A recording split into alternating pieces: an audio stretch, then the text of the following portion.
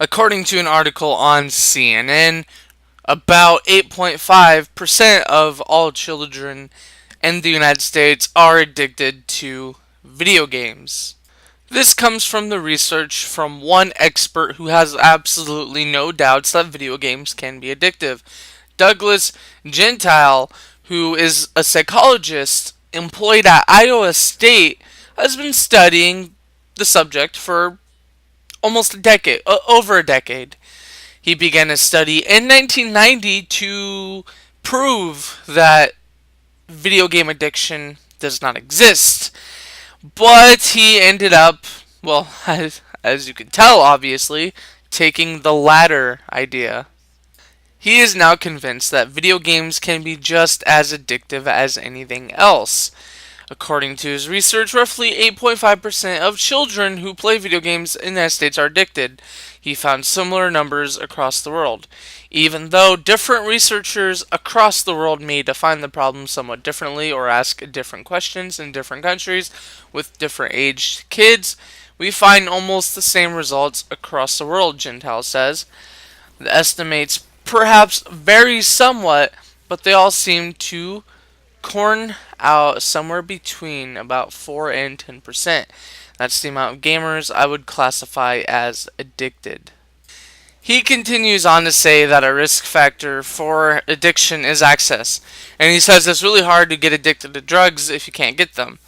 And this is why we're seeing something that they call internet gaming disorder, which apparently now is becoming a big problem because now almost everybody has access to a computer and a video game system in their home.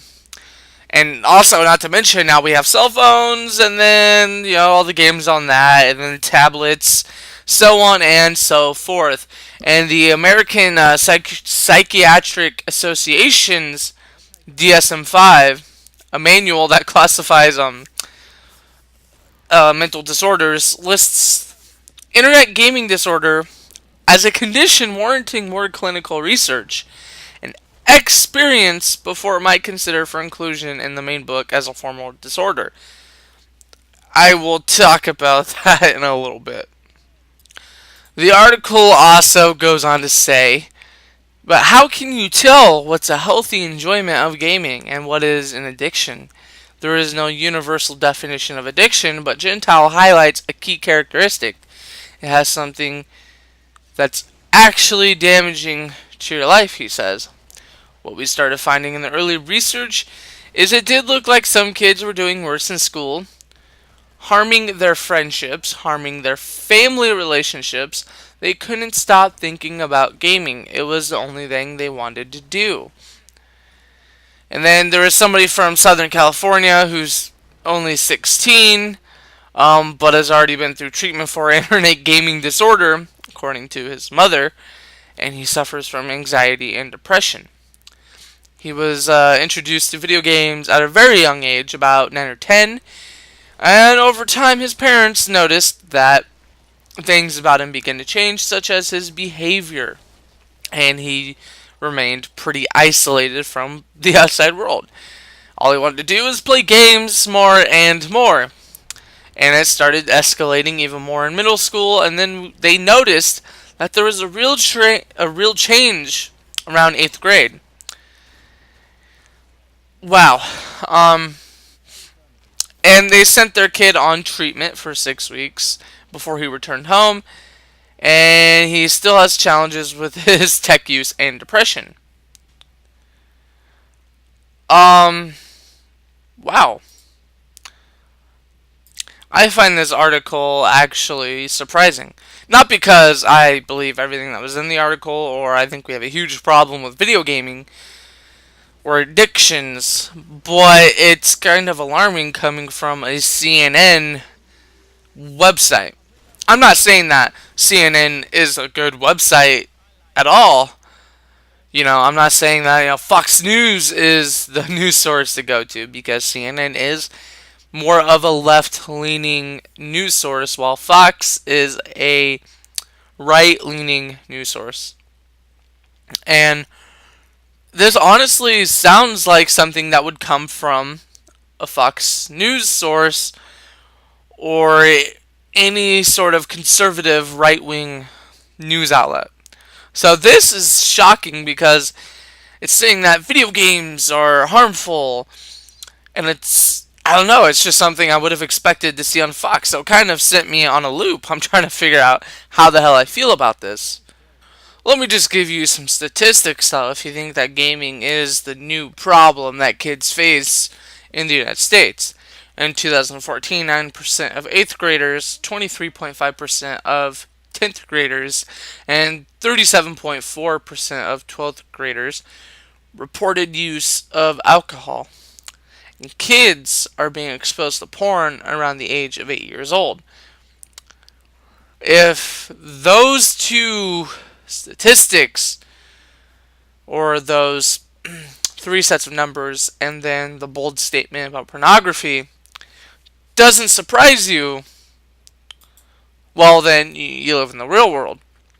But if you think that being exposed to video games at a young age is somehow far more harmful than alcohol use at such a young age, and pornography, at being exposed to pornography at such a young age, if you think that video games is a problem as opposed to those, you have issues in your part of the problem. Let me tell you something, though.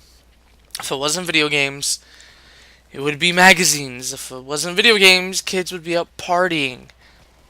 What they're saying is that this 8% of kids addicted to video games have no social life.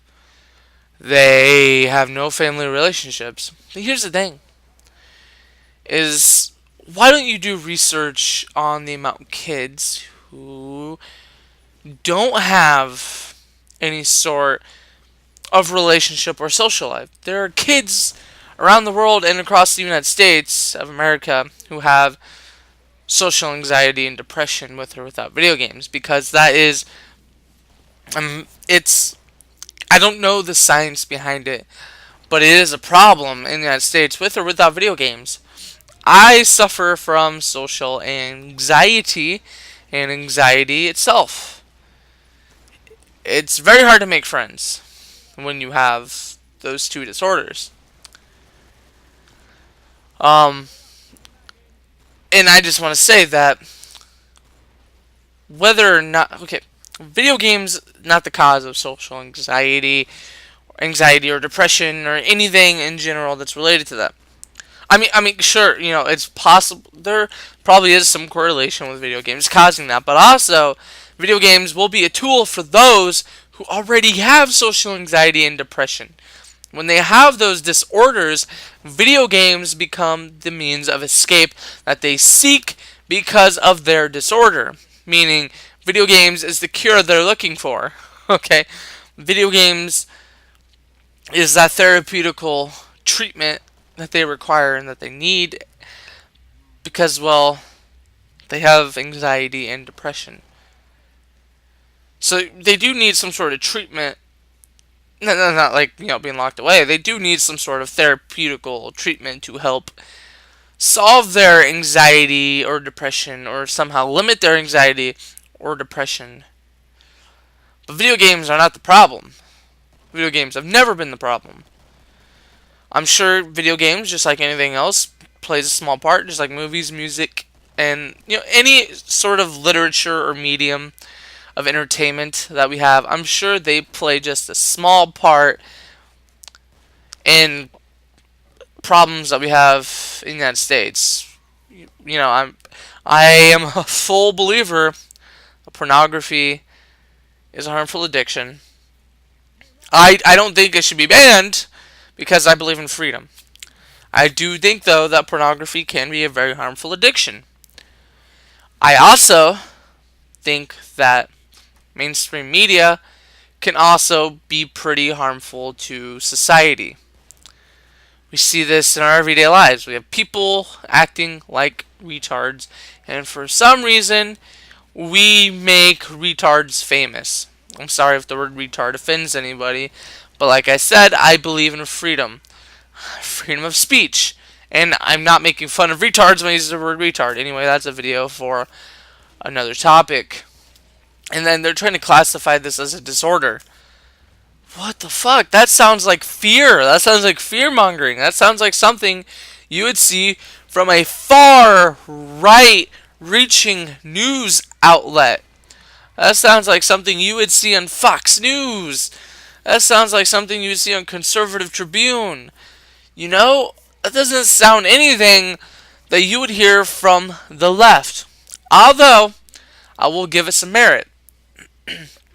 A left wing news outlet, or a news outlet that caters to left wing demographics, put out a news article that goes against their usual, or goes against their political ideology.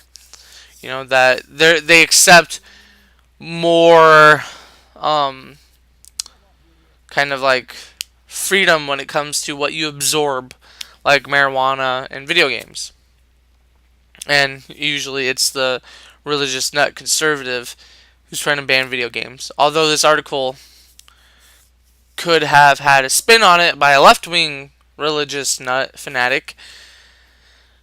I mean, to me, the Democratic Party and the Republican Party are basically one and the same now. But I guess, if you look at it that way, it could have some merit, as in it's coming from a news source that usually wouldn't report on it or would say something completely opposite of what the article says. So I guess, you can take it as truth.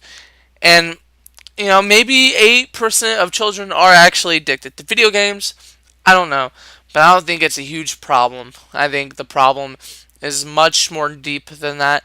I think it has something to do with society and culture and the way they were brought up. And where the fuck's the parents? I know, like, I would let my kid play video games, but I would be a parent, and if all he did was sit on his fucking ass and play video games, I would unplug that shit or shut off the power to whatever fucking outlet was in his room. Or I would just take his goddamn console. I would be a parent. You know what I'm saying? Anyway, there's so many things I could talk about. Now I'm going to stop before this turns into a 30-minute video. 12 minutes is long enough. This is Geeks of the West signing out. Thank you guys for watching my video. Leave your comments in the comment section below. Have a good one, guys.